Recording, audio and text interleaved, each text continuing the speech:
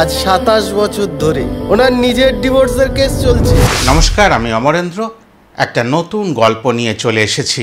3 তরুণ তুর্কির মোক্ষম চালে একেবারে বদলে যেতে চলেছে বাঙালির বৈবাহিক জীবনের অঙ্কটা। পথি, অরিত্র, অর্পণ সংলাপে অর্পণ নিপুণতার সঙ্গে বলে দিয়েছেন বিবাহ 7 জন্মের সম্পর্ক। এই 7 মানে হলো 7টা সুর আর 7 সত্য।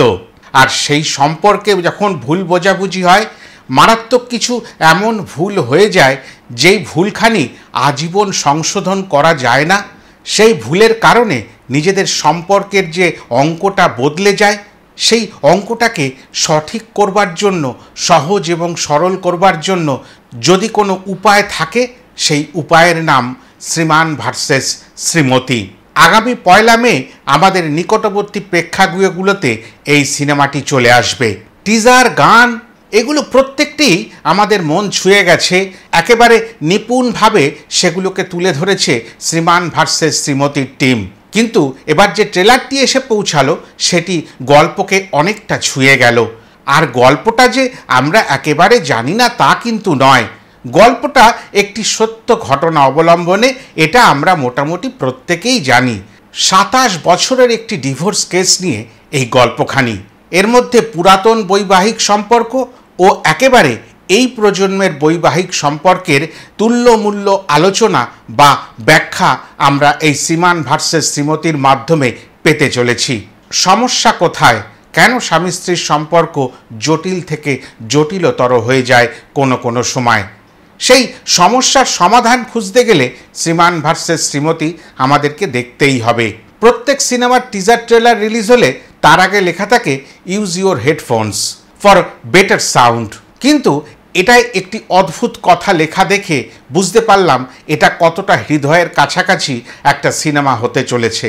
হতে পারে এটি রোম্যান্টিক কমেডি, মানে এই মুহূর্তে যেটাকে রম-কম বলা হয়। সম্পর্কের অঙ্কের মতো ভাষারও তো অনেক পরিবর্তন হয়েছে।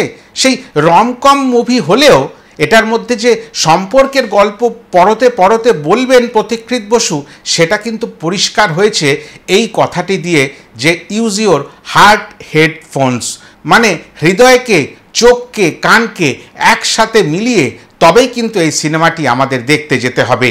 কালো কোট পরে মিঠুন চক্রবর্তীকে দেখতে পাচ্ছি, কিন্তু যে প্রত্যেকটি দূরে থাকা স্বামী স্ত্রীকে মিলিয়ে দিতে চান, একত্র করতে চান, তার নিজের ঘরেই তো 27 বছর ধরে স্বামী স্ত্রীর যে সম্পর্কের সুন্দর আলো, সেই আলোটা জ্বলেনি।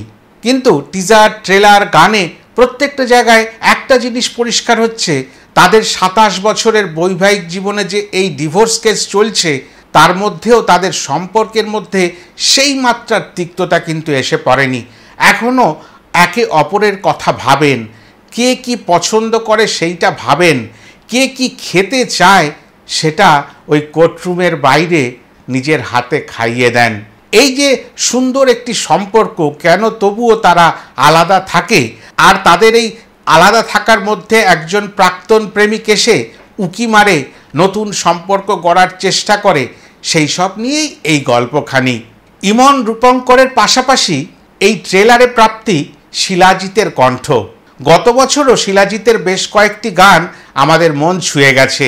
একটি মনে পড়ছে বিক্রম চ্যাটার্জির সিনেমার এই তুই কেমন আছিস বল, আর অপর একটি মনে পড়ছে বহুরূপীর গান, যেটা একেবারে শেষ পর্যায়ে ব্যবহৃত হয়েছিল এবং যেখানে শিলাজিৎ স্বয়ং অভিনয়ও করেছিলেন। এমনই কিছু গান শিলাজিৎ মাঝে মাঝে নিয়ে আসেন যে বাঙালির মন ছুঁয়ে যান আর স্মরণে থেকে যান।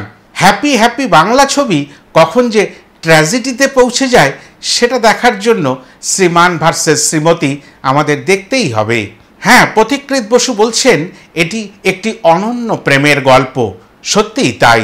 সাদা কালো হোক বা রঙিন, স্বামী স্ত্রীর সম্পর্কে যদি ভুল হয়, তার মাসুল কিন্তু দিতে হয় আজীবন ধরে। ভালোবাসাটা থেকেই যায়, ঘরে ফেরার ভালোবাসা। হ্যাঁ, সত্যি ওই লোকটির মধ্যে না একটা ইয়ে আছে। তবে উনি বলতে পারেন আমার মধ্যে কোনো ইয়ে টিয়ে নেই, উনি যে মিঠুন চক্রবর্তী। তবে একটা কথা একটু বেদনাদায়ক, অঞ্জন দত্তর উপরে সংলাপের বেত্রাঘাত প্রয়োগ করে বড় অপমান করার চেষ্টা করা হয়েছে। বড়ই পার্সোনাল হয়ে গেছে, সে ব্যোমকেশ হোক বা বেলা বোস। তবে পাশাপাশি মিঠুন চক্রবর্তীকেও 72-এ বুড়ো বলে একেবারে চমকে দিয়ে দেওয়া হয়েছে। এইসব সংলাপ লেখার আগে অর্পণের কি একটু হাত কাঁপেনি যে কাদের ওপরে এই সংলাপগুলো প্রয়োগ করব আমরা? তবে গুরুদেবের এই অপমান কিন্তু আমরা সহ্য করব না। দেখা যাক হলে গিয়ে এটার আবার কোন ধরন বেরোয়। গল্প তো আবার শুধু সংলাপ দিয়ে হয় না, সংলাপের পরে আরেকটি যে পাল্টা সংলাপও থাকতে পারে, সেই সংলাপটি কতটা ঝাঁঝালো হয় তার জন্য তো অপেক্ষা করতেই হবে। তবে কাস্টিং নিয়ে একটা ছোট্ট প্রশ্ন অনেক দিন ধরেই খচখচ করছে। যে অল্প বয়সে মিঠুন চক্রবর্তীকে দেখানো হয়েছে এবং মিঠুন চক্রবর্তীকে বর্তমানে যে রূপে আমরা দেখতে পাই, তাতে মনে হলো চেহারাগতভাবে মিঠুন চক্রবর্তী বিয়ের পরে অনেকটাই লম্বা হয়েছেন, আর একেবারে সমস্ত মুখ চোখ পাল্টে গেছে। মানে ওই সত্যম ভট্টাচার্য মিঠুন চক্রবর্তীর যে অল্প বয়সের অভিনয় করছেন, তার শরীরের সঙ্গে মিঠুন চক্রবর্তীর শরীরের সেরকম একটা মিল আমি পেলাম না। এটা কোনো সমালোচনা নয়, জাস্ট আমার মনে হয়েছে, মনের কথাটা আপনাদের সামনে তুলে ধরলাম। তবে শেষ করতে হবে একটা আশা দিয়ে। সেই আশাটা হলো পুরাতন প্রেম হোক আর নবপ্রজন্মের প্রেমের বাঁধন হোক, সেগুলো যেন আঁটোসাঁটোভাবে একত্রিত হয়েই তাদের যেন সুসম্পর্ক দেখিয়েই এই সিনেমাটি শেষ হয়। আশা করি আপনাদের ভিডিওখানি ভালো লাগলো। যদি ভালো লাগে তাহলে লাইক, কমেন্ট, শেয়ার করে দেবেন। আর যারা এখনও আমার চ্যানেলটিকে সাবস্ক্রাইব করেননি, নিশ্চয়ই করে সাবস্ক্রাইব করে নেবেন। যারা ফেসবুকে ভিডিওটি দেখছেন তারা নিশ্চয়ই করে আমার এই ফেসবুক পেজটি ফলো করে রাখবেন, লাইক করে দেবেন। আর আগামী দিনে বিভিন্ন ধরনের ভিডিও পাওয়ার জন্য মাথায় রাখবেন গ্রিন ডায়েরির কথা। তবে এখন আসি, আবার নতুন করে নতুন কোনো সময় নতুন ভিডিও নিয়ে আপনাদের কাছে পৌঁছে যাব। নমস্কার।